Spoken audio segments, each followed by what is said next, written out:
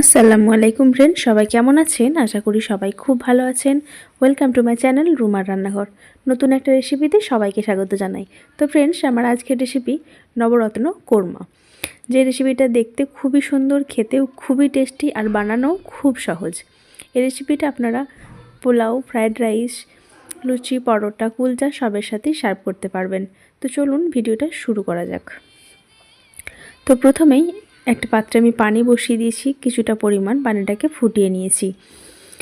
আর এখানে একটা পাত্রে নিয়েছি আমি চার মগজের পরিবর্তে আপনারা কাজু বাদামও ব্যবহার করতে পারেন।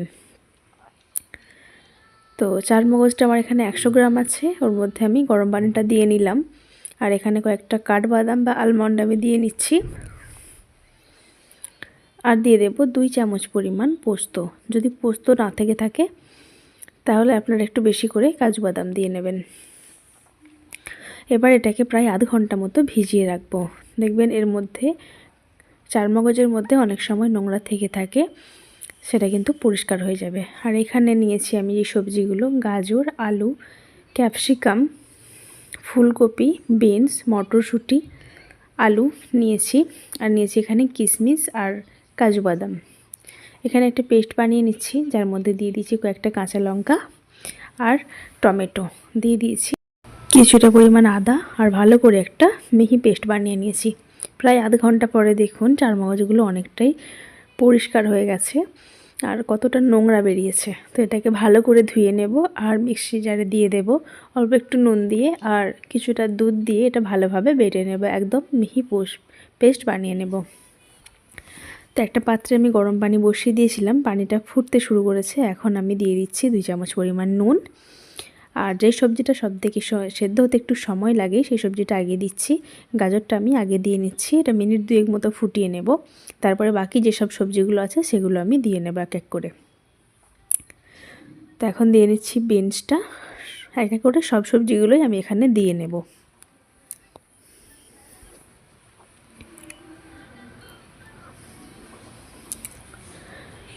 আর এই সবজিগুলো এখন মোটামুটি প্রায় 5-6 মিনিট মতো ফুটিয়ে নিয়েছি, কালারগুলো চেঞ্জ হয়ে গেছে। এখন আমি তুলে নিচ্ছি। আর এই সবজির কালারগুলো এতটা সুন্দর রাখার জন্য আপনারা কিন্তু সেদ্ধ করে নেওয়ার মতো বরফ পানিতে দিয়ে রাখবেন, তাহলে কিন্তু এই সবজির কালারগুলো একদম সেম টু সেমই থাকবে, দেখতে খুবই সুন্দর থাকবে।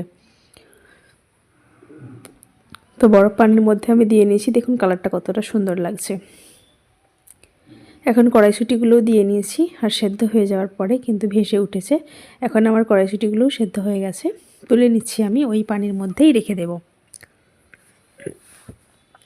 এখন আরেকটা পাত্র আমি নিয়ে নিচ্ছি, যেই পাত্রতে কিছুটা পরিমাণ তেল নিয়ে নিচ্ছি আর দিয়ে দিচ্ছি কাজু বাদাম আর কিশমিশটা একটু ব্রাউন কালার করে ভেজে নেব। আমি কাজু বাদামটা যেহেতু নবরত্নতে ব্যবহার করেছি, গোটা ব্যবহার করেছি, তাই আমি আর পেস্টের মধ্যে কাজু বাদামটা দিইনি। কিশমিশ আর কাজু বাদামটা ভালো করে ভেজে নিচ্ছি। তো ফ্রেন্ডস, আমি যে ইউটেন্সিলগুলো ব্যবহার করি আপনারা চাইলে সেইগুলো কিনে নিতে পারেন অনলাইন থেকে খুব সহজে। আমি ডেসক্রিপশান বক্সে তার লিঙ্ক দিয়ে রাখবো, আপনারা চাইলে কিনে নিতে পারেন। তো এখানে পনিরগুলোও খুব ভালোভাবে ভেজে নেব। পনিরগুলো আমি এরকম করে কেটে নিয়েছি, আপনারা চাইলে যেমন ইচ্ছা শেপ দিয়ে কেটে নিতে পারেন। তো একটু ব্রাউন কালার করে ভেজে নিয়েছি। ওই কড়াইয়ের মধ্যেই আমি 2 চামচ পরিমাণ গাওয়া ঘি দিয়ে নিচ্ছি। আর ঘিটা মেল্ট হয়ে গেলে এখানে আমি কিছু গরম মশলা দিয়ে নেব। জয়িত্রী নিয়েছি একটা, এলাচ 2-3টে, 2টো দারুচিনি 2 থেকে 3টে, আর লবঙ্গ দিয়েছি 3টে। এবার এই গরম মশলা থেকে খুব সুন্দর একটা স্মেল ছাড়তে শুরু করলে এখানে যে টমেটো, কাঁচা লঙ্কা আর আদার পেস্টটা করে রেখেছিলাম সেটা দিয়ে নিচ্ছি।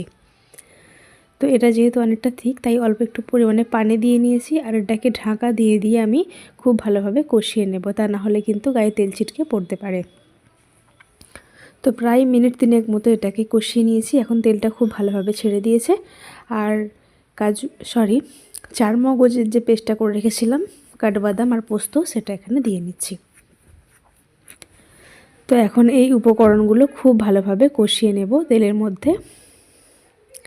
এটাও কিন্তু অনেকটা থিক আছে, এর থেকেও কিন্তু ছিটকে গায়ে পড়তে পারে।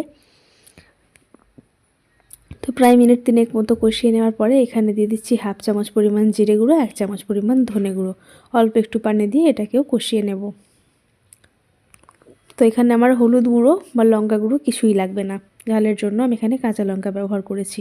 দিয়ে দিচ্ছি স্বাদ মতো নুন। যেহেতু পোস্ত বাটায় আমি নুন দিয়েছিলাম, তাই নুনটা এখানে পরিমাণে কম রাখলাম। নুনটা যে যার স্বাদ মতো দিয়ে নেবেন, লাগলে পরে আবার দেখে দিয়ে নেবেন।